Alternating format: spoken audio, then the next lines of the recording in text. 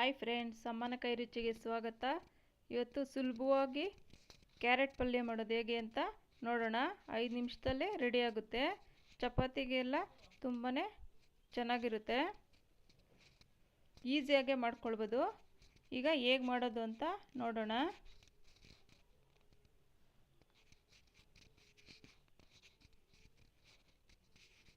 ನೋಡಿ, ಸ್ಟವ್ ಮೇಲೆ ಒಂದು ಬಾಣಲೆ ಇಟ್ಕೊಂಡು ಅದಕ್ಕೆ ಸ್ವಲ್ಪ ಎಣ್ಣೆ ಹಾಕ್ಕೊಳ್ಬೇಕು. ಎಣ್ಣೆ ಜಾಸ್ತಿ ಹಾಕೋದೇನು ಬೇಡ, ಸ್ವಲ್ಪ ಆದರೂ ಸಾಕು. ಈಗ ಅದಕ್ಕೆ ಸ್ವಲ್ಪ ಸಾಸಿವೆ. ನೋಡಿ, ಸಾಸಿವೆ ಚಿಟಪಟ ಅಂದಮೇಲೆ ಅದಕ್ಕೆ ಈರುಳ್ಳಿ. ನಾನಿಲ್ಲಿ ಒಂದು ಈರುಳ್ಳಿ ತೊಗೊಂಡಿದ್ದೀನಿ, ಸಣ್ಣದಾಗಿ ಕಟ್ ಮಾಡ್ಕೊಂಡಿರೋ ಈರುಳ್ಳಿ ಸ್ವಲ್ಪ ಆಡಿಸ್ಕೊಳ್ಬೇಕು. ಈಗ ಅದಕ್ಕೆ ಒಣಮೆಣಸಿನ್ಕಾಯಿ ಹಸಿದು ಹಾಕ್ಕೊಳ್ಬೋದು, ಕರಿಬೇವು ಸ್ವಲ್ಪ. ನಾನಿಲ್ಲಿ ಒಣಮೆಣಸಿನ್ಕಾಯಿ ಬಳಸ್ತಾ ಇದ್ದೀನಿ.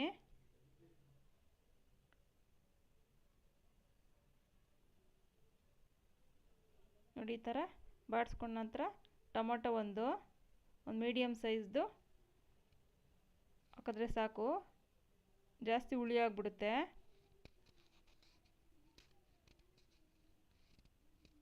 ನೋಡಿ, ಈ ಥರ ಸ್ವಲ್ಪ ಬಾಡಿಸ್ಕೊಂಡ ನಂತರ ಒಂಚೂರು ಉಪ್ಪು ಹಾಕಬೇಕು. ಸ್ವಲ್ಪ ಮೆತ್ತಗಾಗುತ್ತೆ ಬೇಗ, ಕೊನೆಯಲ್ಲಿ ಹಾಕ್ಕೊಳ್ಬೋದು.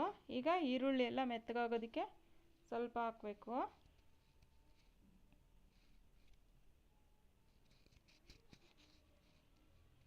ನೋಡಿ, ಈಗ ಸಣ್ಣದಾಗಿ ತುರಿದಿಟ್ಕೊಂಡಿರೋಂಥ ಕ್ಯಾರೆಟು 3 ಕ್ಯಾರೆಟ್ ತೊಗೊಂಡಿದ್ದೀನಿ ನಾನು, ಸ್ವಲ್ಪ ಮೀಡಿಯಮ್ ಸೈಜ್ದು. ತುಂಬಾ ಟೇಸ್ಟಿ ಇರುತ್ತೆ ಚಪಾತಿಗೆ ಎಲ್ಲ.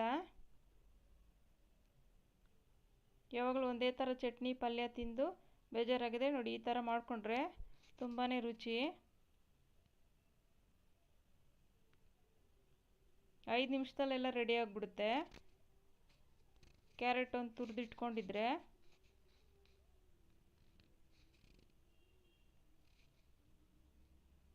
ಸ್ವಲ್ಪ ಈಗ ಉಪ್ಪು ಹಾಕ್ಕೊಳ್ಬೇಕು ರುಚಿಗೆ ನೋಡಿ. ಆಗಲೇ ಸ್ವಲ್ಪ ಹಾಕಿದ್ದೀವಿ, ಈಗ ನೋಡಿಕೊಂಡು ರುಚಿಗೆ ತಕ್ಕಷ್ಟು ಉಪ್ಪು ಹಾಕ್ಕೊಳ್ಬೇಕು.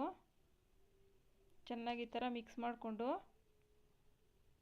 ಒಂದು 5 ನಿಮಿಷ ಲೋ ಫ್ಲೇಮಲ್ಲಿ ಒಂದು ತಟ್ಟೆ ಮುಚ್ಚಿ ಬಿಟ್ಟರೆ ಚೆನ್ನಾಗಿ ಹದವಾಗೆಲ್ಲ ಆಗಿರುತ್ತೆ. ಲೋ ಫ್ಲೇಮಲ್ಲಿ ಇಡಬೇಕು. ನೋಡಿ, ಚೆನ್ನಾಗಾಗಿದೆ, ಹಸಿ ವಾಸನೆ ಎಲ್ಲ ಹೋಗಿದೆ.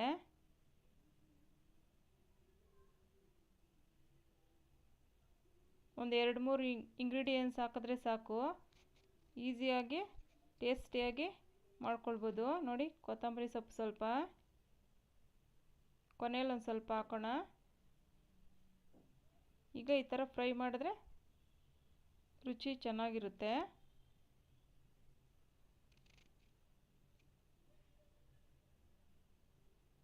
ನೋಡಿ, ಆಗಿದೆ. ಈಗ